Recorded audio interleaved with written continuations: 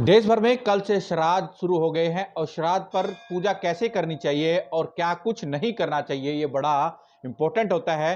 श्राद्ध को लेकर अक्सर कहा जाता है कि इन दिनों में कोई भी खरीदारी नहीं करनी चाहिए, नया घर नहीं खरीदना चाहिए, नई गाड़ी नहीं खरीदनी चाहिए, यहाँ तक कि कोई भी नया काम नहीं करना चाहिए। चाहे वस्त्र खरीदने हो, उसमें भी आपको श्राद्ध में नए वस्त्र नहीं खरीदने चाहिए, क्योंकि 16 दिन का श्राद्ध अपने पुत्रों के प्रति, पूर्वजों के प्रति निमित्त पिंडदान होता है और इस दिन अपने पुत्रों को याद करने के दिन होते हैं। जाहिर है 16 दिन बड़े महत्वपूर्ण होते हैं अपने पितरों के प्रति। उस दिन अपने पितरों के लिए पूजा अर्चना करनी चाहिए, उनको याद करना चाहिए और जिस दिन उनका श्राद्ध होता है उस दिन उनके लिए पूजा अर्चना जरूर करनी चाहिए। इन तमाम मुद्दों पर बातचीत करेंगे राष्ट्रपति अवार्ड से सम्मानित पंडित प्रेम शर्मा जी। प्रेम शर्मा जी, आपका स्वागत है न्यूज 18 पर।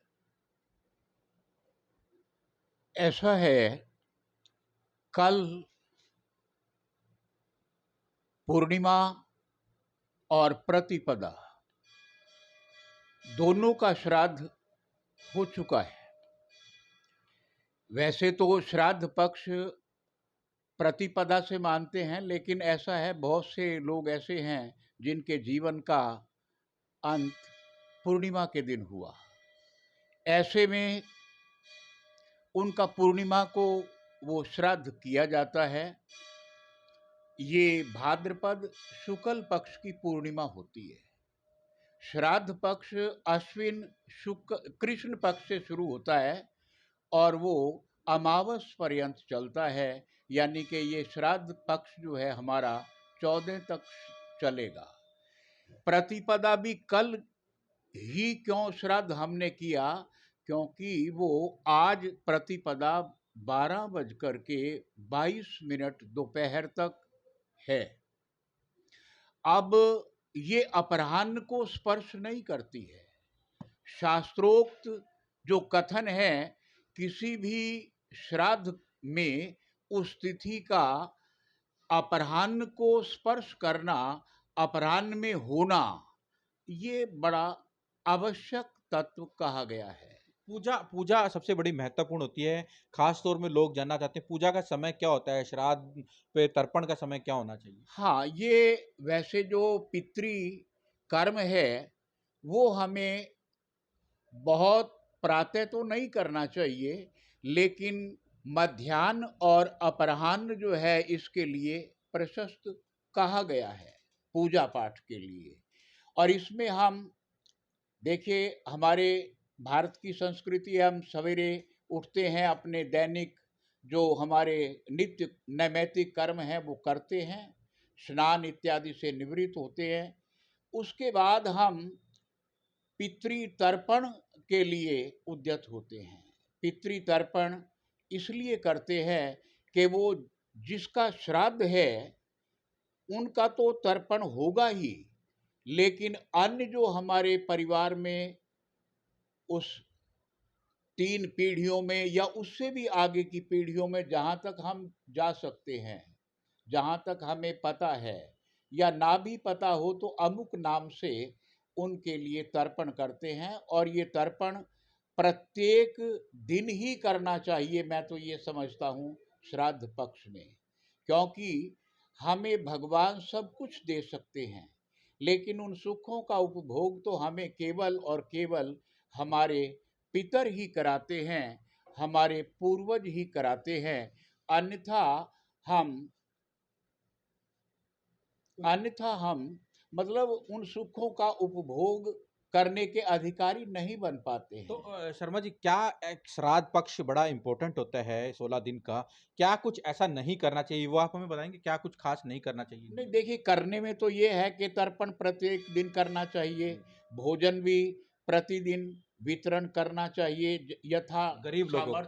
को सब, भोजन हाँ, कराना। गरीबों को कराओ, जरूरतमंदों को दो, और ये परम आवश्यक है भोजन वितरण। और भोजन से अधिक दान का कोई फल नहीं कहा गया है। भोजन सर्वाधिक जो है पवित्र एक तरह से दान है, क्योंकि हमारे शरीर में जठराग्नि है, उसमें एक तरह से ये हवन होता है और हम अपनी भूख को और प्यास को, पिपासा को शांत करते हैं।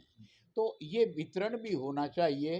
पूर्वजों का हमें विशेष रूप से, और इन दिनों में ये निषेध कहा गया है कि हम कोई चीज़ वगैरह जो ऐसी है, जैसे कोई मकान है, कोई दुकान है, उसका मुहूर्त है, उसकी खरीदो फरोख्त है, इन दिनों में कोशिश करनी चाहिए कि इससे बचाव क्या रहे। कारण क्या मानते हैं इसका? क्यों नहीं कारण करना ये चाहिए? क्योंकि है कि पूरा ये दिन साल के 365 दिन होते हैं। देखिए, देने वाला तो ईश्वर है, ईश्वर। उन सुखों का उपभोग कराने वाले पितर हैं। मैं पहले बोल चुका हूँ ये बात।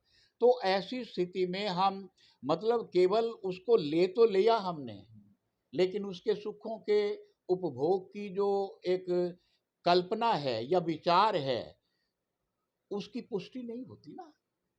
मतलब उनसे सुख प्राप्ति, हम मकान लेते हैं तो उसमें सुख से रहेंगे, सुख से हम मतलब वाहन इत्यादि चलाएंगे। ये सारा कुछ जो है ना, मतलब हमें कोशिश करनी चाहिए कि नया कोई भी कार्य हम इसमें प्रारंभ ना करें। तो ऐसा ऐसा भी माना जाता है पंडित जी कि जो पितरों की अपनी पूजा अर्चना करनी चाहिए, अगर हम पितरों को अपने सुख नहीं रख पाए तो कहीं न कहीं विघ्न भी डाल सकते हैं। क्या विघ्न होते हैं नहीं कि देखिए, शादी वगैरह भी नहीं हो पाती है या घर में किसी के परिवार में बच्चे नहीं हो पाते हैं, तो ऐसा भी कुछ माना जाता है? नहीं ऐसा है, पितरों पर ही हम निर्भर करते हैं। 3 पीढ़ियाँ हमारे शरीर में प्रत्यक्ष है और 3 बाद की पीढ़ियाँ हमारे शरीर में अप्रत्यक्ष होती है। और जो हमारे जो पूर्वज हैं, जहाँ से हम चले हैं, उनका फोर फादर्स का लहू भी हमारे शरीर में रहता है। तो ऐसे में 3 पीढ़ियों के लिए तो हमें श्राद्ध करना ही है, चाहे वो दादा है या दादी है, परदादा है या परदादी है, वृद्ध परदादा है या वृद्ध परदादी है, या और भी उनके उस समय के समकालीन जो हमारे परिवार के सदस्य रहे होंगे, उनका आगे चाहे कोई आगे नहीं भी चलता है, कई बार ऐसा भी होता है, तो उनका सब दायित्व हम पर आता है। मुझे तो ये कहना है कि 16 के 16 दिन ये पितरों के लिए समर्पित होने चाहिए, और बड़े श्रद्धा भाव से, केवल औपचारिकता से नहीं, इनको तो अपने हृदय की गहराइयों से जो चीज़ हमारे अंदर है, उसको भी अगर हम औपचारिकता से ही निर्वाहन करने लगें, तो शायद हम अनुचित कर रहे हैं। अगर जो लोग गया दूर पड़ता है, बिहार पटना के पास गया, वो लोग वहाँ नहीं जा सके, तो हरियाणा में कहाँ पर आके वो अपने पितरों के प्रति निमित्त पिंडदान करें? वैसे तो ये है कि जब श्राद्धों में सोमवार हो और उस दिन अमावस हो, तो फल्गु फाल्गु। में जो स्नान है और जो पितरों का तर्पण है या पूजा पाठ है या दान दक्षिणा देनी है या भोजन इत्यादि का वितरण करना है, वो बड़ा प्रशस्त कहा गया है, गया के समान। मतलब इससे ना पितरों की मोक्ष की एक जो कामना हम करते हैं, जीवन के 4 लक्ष्य हमें दिए गए हैं हमारे ऋषियों मनीषियों के द्वारा, धर्म, अर्थ, काम और मोक्ष। मोक्ष जो है सर्वोच्च है, और वो मोक्ष के लिए मार्ग प्रशस्त करता है इस समय का पिंडदान, और ये गया में प्रशस्ति है। अगर जो लोग गया नहीं जा हाँ, पाए, गया में नहीं जा पाते, दूर पड़ता है उन कुछ लोग लोग तो वहाँ 16 के 16 दिन करते हैं। अपनी उपस्थिति रखते हैं, और प्रतिदिन वो अपने नित्य नैमित्तिक कार्य जो उनको वहाँ समझाए जाते हैं, बताए जाते हैं, उनको करते हैं। लेकिन अगर सामर्थ्य नहीं है, तो ऐसे में कुरुक्षेत्र कुरुक्षेत्र तो वो भूमि है जहाँ मान लिया किसका, यहाँ तो महाभारत हुआ, 18 अक्षौणी दल यहाँ आया, अब कृष्ण उनको हस्तिनापुर से यहाँ क्यों लेके आए? यहीं पर उनका भी हाँ, इसीलिए इसीलिए तर्पण में भीष्म को भी याद किया जाता है। तर्पण देते समय जहाँ अपने पूर्वजों का ध्यान करते हैं, वहाँ भीष्म का भी नाम उसमें प्रशस्ति कारक है, और उस विधान में पूरा उसका ब्यौरा है। और रही बात ये कि यहाँ इसलिए लाए कि चाहे जल में, चाहे धरती पर, पृथ्वी पर, चाहे अंतरिक्ष में, कहीं भी जीवन का समापन हो और किसी भी प्रकार से हो, तो किसी विधान की कोई आवश्यकता ना पड़े।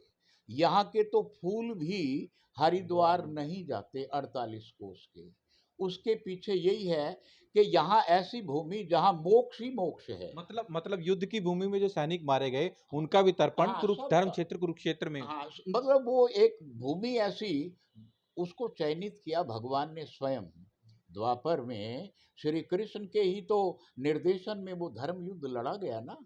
तो इसलिए मतलब नितांत सत्य है कि यहाँ अगर पिंडदान किया जाए कुरुक्षेत्र में तो उसका और भी अधिक फल है, क्योंकि एक समय विशेष होता है जब हम किसी को मतलब किसी कार्य को अपने जीवन में मतलब एक तरह से अपना दायित्व समझ के अपनी हृदय के से मतलब अपनी जिम्मेवारियों को समझते हुए इनको पूरा करते हैं।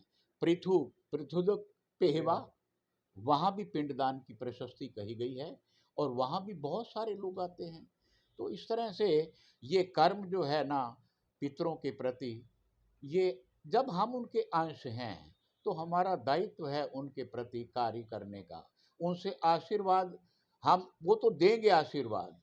पितर जो है आप देखिए माता पिता या दादा दादी अपने बच्चों से किस तरह से मतलब एक समर्पित भाव से प्रेम करते हैं, लेकिन आज की परिस्थिति में बच्चों का जो रुझान रुख है वो बदल गया है। पितर या बड़े बुजुर्ग उनसे रुष्ट नहीं होते हैं, लेकिन फिर भी वो ये चाहते हैं कि ये ठीक मार्ग पर चलें और उस मार्ग पर चलना, उसमें ये प्रक्रिया भी एक महत्वपूर्ण प्रक्रिया है और इसे करना चाहिए। जहाँ तक है 10 तारीख को कोई श्राद्ध नहीं है, उसका एकमात्र कारण है कि अपराह्न व्यापिनी ना एकादशी है ना फिर उसमें द्वादशी है, जितनी मात्रा में हमारे शास्त्रों में उसको अपराह्न काल को दर्शाया गया है। तो ऐसी स्थिति में उस दिन कोई भी श्राद्ध नहीं होगा, लेकिन तर्पण इत्यादि में वो, क्योंकि वैसे मघा श्राद्ध का भी उसमें उल्लेख आता है, लेकिन वो तर्पण इत्यादि कर हाँ सकते हैं। पितरों के प्रति वो उस तरह से नहीं होगा। तो उस दिन पूजा अर्चना वगैरह को जो पूजा पितर जो अर्चना लोग अपने करनी उस चाहिए, दिन श्राद्ध श्राद्ध पक्ष करते चल हैं, रहा उस दिन है। नहीं करें? नहीं करनी चाहिए, क्योंकि वो श्राद्ध पक्ष चल रहा है। पक्ष का मतलब है 15-16 दिन का जो वो एक अंतराल का समय है, वो सारा प्रशस्त कहा गया है। मेरा सवाल ये है पंडित जी कि 10 तारीख का आप कह रहे हैं जिस दिन श्राद्ध नहीं है, ऐसा तो कई बार ऐसे ऐसा आपके शास्त्रों में है, इसमें जो पंचांग है उसके अंदर है, अगर किसी का 10 तारीख को श्राद्ध पड़ता है किसी 10 बुजुर्ग का, तारीख से तो नहीं होता ना श्राद्ध। नहीं कि कई बार होता है किसी का तीसरा श्राद्ध पे पूजा कर रहा है, कोई हाँ, तो चौथे अब श्राद्ध पे उस पूजा कर दिन रहा है, जो है ना तो 10 तारीख को वो श्राद्ध पे पूजा अर्चना करें अपने पितरों के प्रति या ना करें? नहीं, पितरों के प्रति तो श्रद्धा रखनी ही चाहिए, हमें तर्पण इत्यादि करना चाहिए, लेकिन हम ब्राह्मण को बुलाते हैं, उनको मतलब है हर प्रकार से संतुष्ट करते हैं, भोजन इत्यादि देते हैं, दक्षिणा देते हैं। लेकिन इसमें जो है ना आप वो एकादशी है या द्वादशी, उसमें दोनों ही नहीं है उसमें, क्योंकि अपराह्न को स्पर्श नहीं मान लिया कर रही या करती हैं तो इतना की करती हैं जिसका शास्त्र में निषेध कहा गया है। इसलिए वो श्राद्ध पहले दिन ही प्रशस्त कहा गया है, क्योंकि पहले दिन वहाँ वो तिथि अपराह्न को पूरी तरह से स्पर्श कर रही होगी।